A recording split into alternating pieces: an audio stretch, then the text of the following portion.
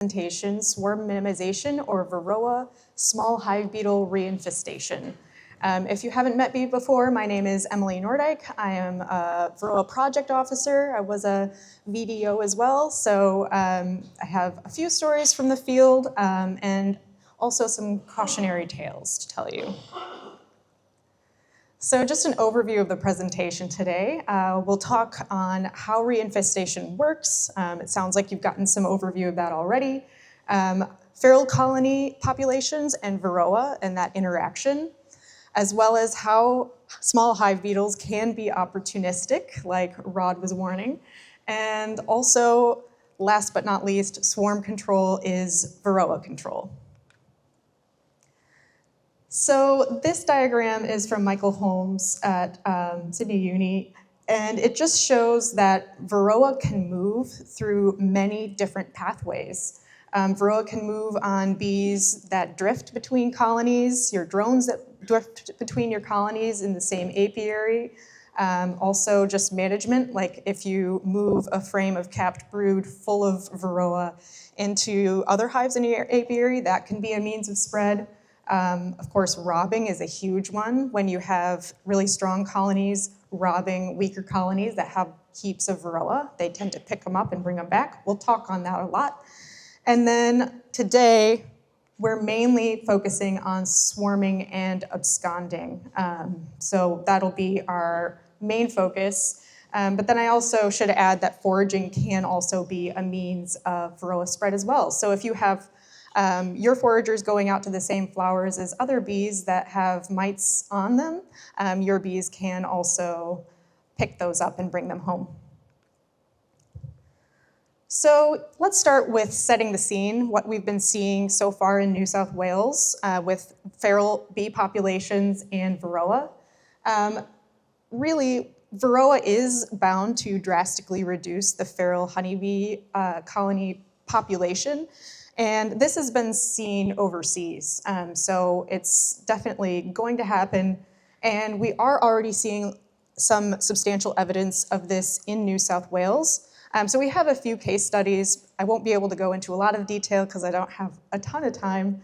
But one is from Michael Duncan. I think this should say Western Sydney Uni. He does drone ballooning every year for one of his classes. And typically, when they do their drone ballooning, they send up a balloon with queen pheromone in an area that they know drones like to gather, their drone congregation areas. And typically, they're catching 500 or more drones in their drone ballooning. But this last year, they did the same thing in a lot of the same sites, and they were really just lucky to find 5 or 6 drones even at one site. So that was some evidence that the feral population is declining and there aren't as many feral drones in the area, at least in Sydney. And also, some commercial beekeepers in Kempsey have been noticing after about 9 months after Varroa was detected in their area that they stopped seeing as many feral bees sniffing around their honey sheds. And then our very own Mark Page from Tocal has noticed that feral colonies in his area that he has kept track of over the years have declined and died within a matter of months of Varroa being detected around his home. So we're starting to see evidence of this, and it's also a pattern that we've seen overseas. So we're expecting our feral populations to decline and die out for the most part. And then we have our opportunistic small hive beetles. So we have had some observations of higher than normal small hive beetle activity in New South Wales, especially where Varroa has been present. So there's been a little bit of a correlation there. This has been observed by New South Wales VDOs throughout the last year or so. And more recently has been a pattern that our Australian COLOS survey has picked up. So this survey asks beekeepers about their previous year and what they've noticed. And basically this survey picked up that Small hive beetle tends to be more of an issue for beekeepers who also have had Varroa in their area. But they do indicate that more research is needed to really dig apart this potential relationship. But it is something that we're starting to see more and more. So, say you've got your hive in an apiary or multiple hives, and that hive swarms.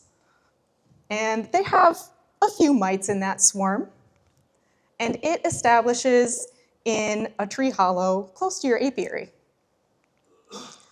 And it's unmanaged, so that mite population is skyrocketing without any intervention. So then, come back to your apiary, or even your neighbor's apiary.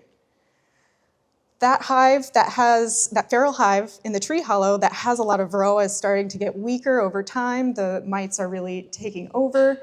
And your strong colonies in your apiary are noticing that. They're picking up on that. And they think, oh, good, we've got some more resources that we can take advantage of. So they send out robber bees to go sniff out that tree hollow. But then, of course, those robbers come back with some mites from the feral colony that's been declining. And then that means that the colony in your apiary has more mites coming in, so that reinfestation is happening more and more from the feral population as kind of a reservoir for mites. And this means that you'll have to do a lot more Varroa management and potentially miticide interventions over time. And of course, like Rod touched on so well, because that feral colony population is being weakened by Varroa, the small hive beetles can get a chance to take over because they can sense that the colonies there are weak. So you can end up with slime outs in the bush, and then those small hive beetles breed up, and then you might have more small hive beetle pressure as well. So in addition to a lot more Varroa management, there's potential for having to do a lot more small hive beetle management as well. So this is the vicious cycle that we could be getting ourselves into. However, if we stop that swarm from reestablishing the feral population, then we greatly minimize this cycle of reinfestation and also small hive beetle buildup. So I don't have a ton of time to talk about methods of swarm control, but I'm just going to give you an overview because it's definitely something that takes a lot of research and reading. So here are some just basic swarm minimization methods. So first of all, you want to keep your bees busy.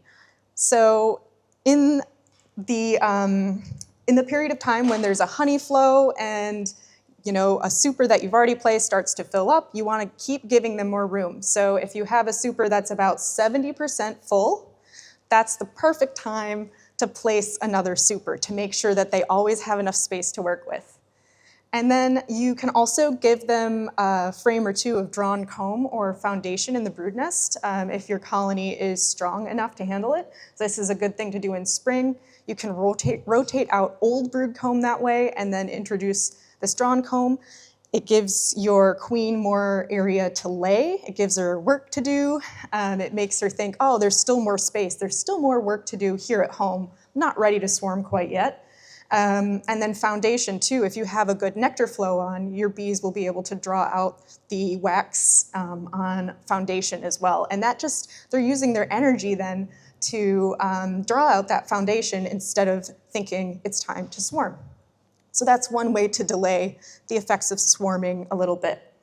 Another method is to requeen with young queens. So your older queens are actually more likely to swarm because she's thinking, I've been here for a while. It might be time to move home. I think I've built up enough resources to go to the next place. So if you have younger queens, they're still a possibility when you have really good resources on and your bees run out of space in your hive that young queens will still swarm, but they have less of that swarming kind of trigger than the older queens. So you might think about requeening with young queens every spring as an option.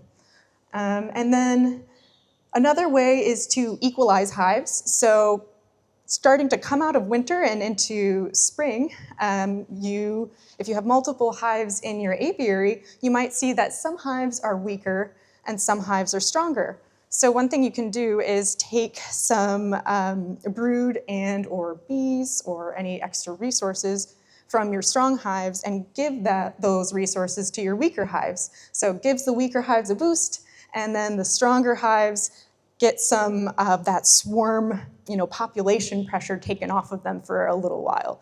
So that's another thing you can do early on, and that's also just really good for your weak hives and keeping all of your hives strong. With that, though, you want to be aware of potential disease spread. So make sure you're checking those frames that you're moving for disease, because you don't want to introduce a disease from one hive into another. And if you're concerned about that, it's always good practice to mark where your frames came from. And one other thing that we've talked about a little bit more is brood removal. So in the case that, in the past, it's been common to take brood frames and put them up into the supers to let that brood hatch out, and then those frames that were in the brood nest become part of your honey supers. That's been a fairly common practice to relieve some of that population pressure and reduce swarming. But because we're using miticides to control Varroa now in our brood nest, then moving those brood frames up into the supers has become more of a contamination risk to your honey. So you don't want to be doing that anymore. Instead, make sure you're moving your frames out, not up. So if you're not able to do anything with that brood, like move it into another colony or another empty box, like we're going to talk about in a second, then one thing you can do is move that brood out and freeze it. But then another thing, of course, is splitting. And this is going to be one of the best and most, extreme measures to minimize swarming. So if your colonies are strong enough, you can take an entire nuke worth of bees, brood, and resources out of your original parent colony and make up a new hive. And you might say, oh, I only have one hive, or I have two hives. I don't really want to have more. And of course, this also involves having more equipment, and it does end up being more work, but you're more able to keep your bees in place, keep the queens that you want to keep, and build up more colonies. So with splitting, the real advantage here is that it is, swarm control.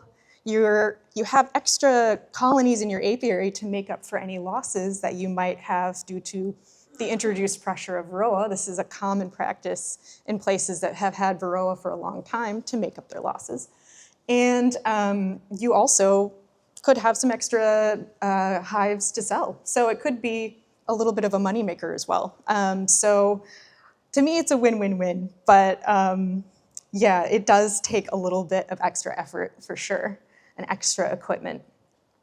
But all of this is not to say that these are absolutely going to reduce swarming across the board.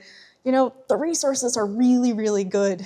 Like this spring, the bees are booming, the nectar is flowing, so sometimes those bees are going to swarm anyway, no matter how much intervention you do.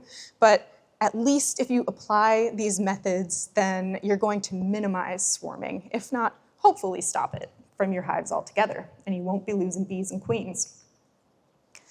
But another thing to note is that the timing of swarm intervention is also really important.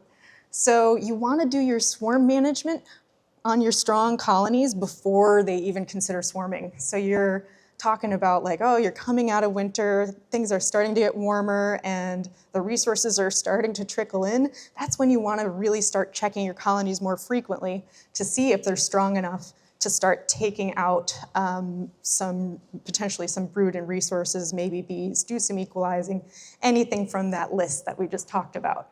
But basically in this picture, if you start seeing this, once they start building those queen cells, and especially if they look like this, where they're capped, it can be really hard to convince them not to swarm. So you might see this and then split them, knock down the queen cells, this and that, and sometimes they still just want to swarm. So that's why you want to catch it before this happens. It is possible to convince them not to, but it's a lot harder. So trust me, getting them early is going to be a lot less work. Also, if you have queen cells like this, you have to basically go in every single week and knock them down if they keep rebuilding them. So that becomes a weekly obligation, basically. So that's really all the time I have to talk about those details, but we do have a guide to Varroa management, which I know has been pitched in a few talks today, but this was put together by Kelly, Mark, Liz, and more recently Nadine has done an incredible update to this, so it really encompasses basic and advanced Varroa information. And there is a really nice section in this on some of the different major splitting techniques. Like, it actually breaks it down step by step and things you have to consider. So I highly recommend this. You can scan the QR code, and we are going to have hard copies very soon.